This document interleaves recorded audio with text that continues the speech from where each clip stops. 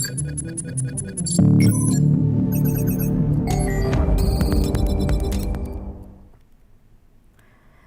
आज के समय में इंटरनेट सोशल नेटवर्किंग का एक जरिया बन गया है।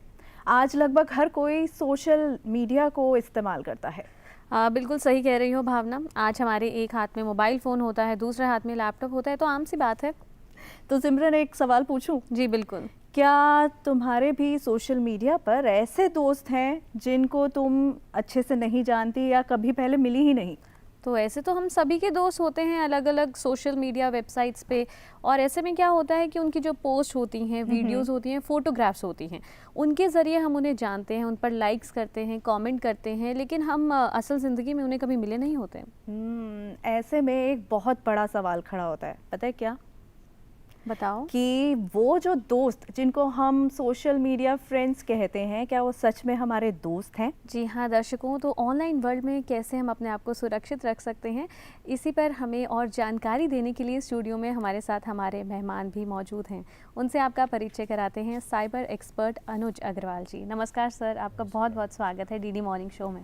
सर, जिस तरीके से अभी हमने बात की कि मैक्सिमम जो लोग हैं आज सोशल मीडिया पर हैं, अब ऐसे में किस तरीके के क्राइम्स हो रहे हैं जो मोबाइल यूज़र्स हैं उनके साथ? देखिए, सोशल मीडिया एक बहुत अच्छा प्लेटफॉर्म है, और जैसा कि आपने भी बताया कि हम ऐसे लोगों को दोस्त बना सकते हैं जिनसे हम कभी मिले नहीं, जिनके बारे में हम बहुत ज़्यादा नहीं जानते हैं। देश विदेश में हम दोस्त बना सकते हैं। लेकिन जो हमने दोस्त बनाए हैं, हमें उन पर कितना ट्रस्ट करना है। दोस्त बनाना, उनसे कुछ बातें शेयर करना, कुछ सीखना, बताना, वो तो अच्छी बात है, लेकिन क्या उन्हें अपनी निजी बातें बताना चाहिए? क्या उन्हें अपनी इंटीमेट जानकारी, बैंकिंग की जानकारी, परिवार की जानकारी, अपने आने जाने की जानकारी? मुझे लगता है अगर हम अपनी निजी जानकारी को अपने तक रखें और साझा ना करें, जैसे हमारे बैंक की डिटेल क्या है जी, या अगर हम कहीं गर्मी की छुट्टियों में 4 दिन के लिए घर बंद करके जा रहे हैं, तो हमें सोशल मीडिया पे उसको अनाउंस करने की कोई आवश्यकता नहीं है, क्योंकि हमें नहीं पता कि जो हमारी फ्रेंड लिस्ट में लोग हैं क्या वो सभी अच्छे लोग हैं, अच्छे विचारधारा के लोग हैं। उसमें कुछ अपराधी तत्व भी हो सकते हैं, क्योंकि हम कभी मिले नहीं, हमने कभी उनके बारे में जाना नहीं। तो अपनी निजी जानकारी को सोशल मीडिया के टाइमलाइन पर शेयर नहीं करना है। ये हमारे लिए आवश्यक है। और अगर हम अपनी निजी जानकारी को अपने तक सीमित रखें, या सोशल मीडिया में कई बार ऑप्शन होता है प्राइवेसी का कि हम अपने प्राइवेट ग्रुप्स बना सकते हैं, जहां हमारे जो जान पहचान वाले दोस्त हैं उनको रखें, केवल उनको बताएं, सबको ना बताएं। अगर हम इस प्रकार अपना ध्यान रखेंगे तो सोशल मीडिया हमारे लिए एक वरदान, एक अच्छा प्लेटफॉर्म, एक जानकारी शेयर करने का माध्यम होगा, और हमें इससे कभी दिक्कत नहीं होगी। बिल्कुल सर। और सर, ऐसी कौन सी गतिविधियां हैं, कौन सी एक्टिविटीज़ हैं जो सोशल साइबर क्राइम की कैटेगरी में आती हैं? देखिए, सोशल साइबर क्राइम में बहुत सारी ऐसी गतिविधियां हैं जहां पर लोग एक दूसरे को परेशान करने का प्रयास सोशल मीडिया के माध्यम से करते हैं। जैसे अगर हम महिलाओं और बच्चों की, जो हमारी सोसाइटी के वल्नरेबल सेक्शन भी माने जाते हैं, उनका पीछा करना, स्टॉकिंग करना, उनको हर समय ताकते रहना कि वो कहाँ हैं, क्या कर रहे हैं, कहाँ गए हैं, कहाँ आए हैं, ये एक बहुत बड़ी समस्या अब बनती जा रही है, ख़ासतौर पे युवा वर्ग में। इसी प्रकार से साइबर बुलिंग, आप सभी ने कभी न कभी स्कूल में ऐसे बच्चों को देखा होगा जो दूसरों पर रौब जमाते रहते हैं, लेकिन अब ये साइबर माध्यम से हो रहा है। जो भी सोशल मीडिया के प्लेटफॉर्म्स हैं, उसके ऊपर बच्चों को ये कहना कि आपका जो पोस्ट है वो अच्छा नहीं है, आपको ठीक से लाइक नहीं मिले हैं, या उनकी फ़िज़िकल अपीयरेंस के बारे में तरह तरह के कमेंट्स करना, तो ये सब साइबर बुलिंग है। तो ये बढ़ रहा है। या फिर किसी को परेशान करने के लिए उसके मॉफ्ड फ़ोटोज़ और वीडियोज़ को सोशल मीडिया पे डालना, उससे क्या होता है कि उसकी समाज में मानहानि होती है, उसको दिक्कत आती है, लोग उसकी मजाक बनाते हैं, और कभी कभी ये चीज़ें बहुत एक्सट्रीम तक पहुंच जाती हैं, तो ऐसे विक्टिम सुसाइड की तरफ भी बढ़ जाते हैं। तो सोशल साइबर क्राइम आज एक बहुत बड़ी समस्या बनता जा रहा है। और मैं पेरेंट्स को एक बात कहना चाहूँगा, चूँकि बच्चे सोशल मीडिया के यूज़र हैं, ये एक फैक्ट है, हमें उन्हें पूरी तरह से रोकना भी नहीं है, क्योंकि सोशल मीडिया अपने आप में कोई गलत चीज़ नहीं है, लेकिन उनकी गतिविधियों पे थोड़ा ध्यान रखना चाहिए। कभी बच्चे डिप्रेस हो रहे हैं, परेशान हो रहे हैं, तो पेरेंट्स को उन्हें मना करने और डांटने की बजाय उनके सहयोगी बन के ये समझना चाहिए कि आखिर कोई उन्हें क्यों परेशान कर रहा है। बिल्कुल। फिर उसके लिए काउंसलर्स हैं और लॉ इन्फोर्समेंट के लोग हैं, स्कूल के काउंसलर्स हैं। तो इस प्रकार से अगर हम करें तो ये हमारे लिए एक अच्छा अनुभव हो सकता है। तो यहाँ मतलब बच्चों पर मॉनिटरिंग करने की एक ज़रूरत है कि वो इंटरनेट का सही तरीके से इस्तेमाल कर रहे हैं कि नहीं, ताकि किसी भी क्राइम से बचाया जा सके। हमें थोड़ा सा उन पे ध्यान देना है जी। और उन्हें ज़्यादा रोकने की प्रयास नहीं करना। उसमें क्या होता है कि वो शेयरिंग बंद कर देते हैं। फिर जाएंगे तो हैं सोशल मीडिया पे, इंटरनेट पर जाएंगे, इट्स एन ओपन प्लेटफॉर्म, अच्छा प्लेटफॉर्म है, वहाँ पे बहुत सारी एजुकेशनल बातें भी होती हैं। हमें उनका दोस्त बन के ध्यान देना है कि कहीं कोई उन्हें परेशान तो नहीं कर रहा है। अच्छा सर, किन एक्टिविटीज़ को हम फाइनेंशियल साइबर क्राइम माना जाता है, मतलब किसको उसके अंतर्गत रख सकते हैं? देखिए, हमारा देश डिजिटल ट्रांजैक्शंस में आज हम ये कह सकते हैं कि विश्व का शायद सबसे उन्नत देश है। बिल्कुल। हमारे जो यूपीआई प्लेटफॉर्म है, हमारा जो रुपे कार्ड है, और हमारे यहाँ जो वॉलेट के माध्यम से बहुत छोटे छोटे ट्रांजैक्शंस, 2 रुपये, 5 रुपये, 10 रुपये, आप कहीं पर जाके ढाबे में चाय पी सकते हैं और 5 रुपये का पेमेंट, ऐसा विश्व में उदाहरण नहीं है इतने बड़ी संख्या में। लेकिन उसके साथ साथ कुछ लोग इस सिस्टम का मिसयूज़ भी करके लोगों के जो फाइनेंशियल ट्रांजैक्शंस हैं उनको अपने खाते में ट्रांसफ़र कर रहे हैं।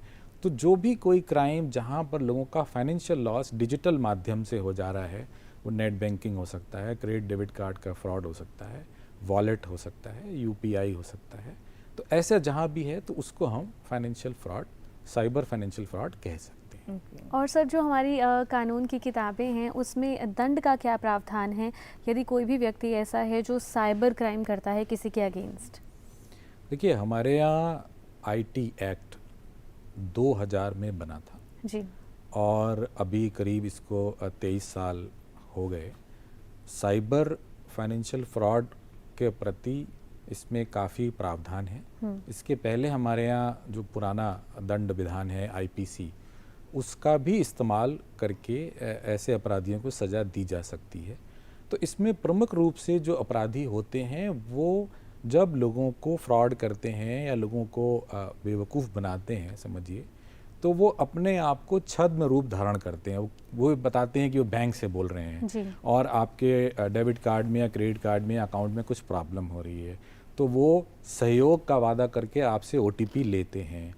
तो बेसिकली वो छद्म रूप धारण कर रहे हैं। जैसे अगर आपको ध्यान हो तो रामायण में मारीच ने रूप बदल के और भगवान को छलने का प्रयास किया था। तो ऐसे ही ये लोग हैं जो अपना रूप बदल के, नाम बदल के लोगों को बेवकूफ़ बनाते हैं। तो ऐसे करने वालों के प्रति एक बहुत ही फेमस सेक्शन है 420 आईपीसी में, और इसके अलावा आईटी एक्ट में भी 66C और 66D, ये जो बहरूपियाँ हैं या जो लोगों का पासवर्ड चुराते हैं या गलत तरह से अपने आप को प्रदर्शित करते हैं जनता के सामने, लोगों के सामने, तो बड़ा सख्त विधान है। आईपीसी में 7 साल तक, 420 में 7 साल तक की सज़ा है, 66C और D में 3 साल तक की सज़ा है, और ये सभी कॉग्निजेबल ऑफेंस हैं, यानी कि अगर पुलिस में रिपोर्ट लिखाई जाएगी तो उन्हें गिरफ्तार भी पुलिस कर सकती है। तो ऐसे अपराधियों के प्रति कानून सख्त है। सर, अगर मान लीजिए किसी के साथ एक फाइनेंशियल साइबर क्राइम होता है और उसको अपना पैसा जल्दी से वापस चाहिए, तो वो क्या प्रक्रिया रहती है, क्या प्रोसेस रहता है जिसको वो अपनाए? देखिए, भारत सरकार की ओर से एक हेल्पलाइन जारी की गई है और मैं सभी दर्शकों से अनुरोध करूंगा कि वो इसको नोट भी कर लें। बहुत आसान नंबर है 1930। अगर किसी भी व्यक्ति के साथ किसी भी प्रकार का फाइनेंशियल साइबर क्राइम या फ्रॉड हो जाता है तो वो तुरंत इस हेल्पलाइन पर फ़ोन करें। ये नेशनल हेल्पलाइन है, कहीं से भी इस पर फ़ोन किया जा सकता है, और अपने साथ हुई फ्रॉड के बारे में जानकारी दें। ये हेल्पलाइन आपकी समस्या को नोट करके आपकी जो नुकसान हुआ है, जो आपका पैसा आपके माध्यम डिजिटल माध्यम से लिया गया है, उसको तुरंत रोकने का प्रयास करते हैं, क्योंकि अपराधी अक्सर उस पैसे को अपने अकाउंट में ट्रांसफ़र करने के बाद कैश विड्रॉल और दूसरे तरीके से निकालने की कोशिश करते हैं। और उसके बाद संभव हो तो नियरेस्ट पुलिस स्टेशन में भी कंप्लेंट कर सकते हैं, और ऑनलाइन भी cybercrime.gov.in, ये भारत सरकार की ओर से वेबसाइट है जिस पर कि साइबर क्राइम की रिपोर्टिंग की जा सकती है, बिल्कुल। फाइनेंशियल की भी की जा सकती है, और महिलाओं और बच्चों के प्रति किए हुए साइबर क्राइम के लिए अलग से सेक्शन बना हुआ है इसमें, तो उसकी भी रिपोर्टिंग वहाँ पे कर सकते हैं, क्योंकि बहुत सारे लोगों के लिए शायद पुलिस थाने में जाना संभव नहीं होता है, बहुत सारी मजबूरियाँ हो सकती हैं, तो ये ऑनलाइन भी शिकायत करी जा सकती है। बिल्कुल सर, तो बहुत से महत्वपूर्ण आयाम आपने हमारे साथ यहाँ साझा किए कि किस तरह से हम ऑनलाइन वर्ल्ड में अपने आप को सुरक्षित रख सकते हैं। मैम, आपका भी पेशा कुछ इसी तरह का है, आपको लगातार सोशल मीडिया पर अपडेटेड रहना होता है, तो ऐसे में आप क्या कोशिश करती हैं कि अपने आप को किस तरह से आप सेफ रखें? पहले तो पासवर्ड किसी के साथ शेयर नहीं करना जी। चाहिए, चाहे वो घर हो चाहे ऑफिस हो। अपना वाईफाई हमेशा पासवर्ड प्रोटेक्टेड रखना चाहिए, क्योंकि कई क्राइम्स अगर वाईफाई प्रोटेक्टेड नहीं है तो कोई और आपका वाईफाई यूज़ कर भी वो क्राइम्स कर सकता है। तो टू सेफगार्ड योरसेल्फ वो हमें अपना पासवर्ड कुछ ही अपने ऑफिस स्टाफ या अपने सहकर्मियों को ही देना चाहिए, और ये कोशिश करनी चाहिए कि हम पासवर्ड रूटीन बेसिस पे चेंज करते रहे।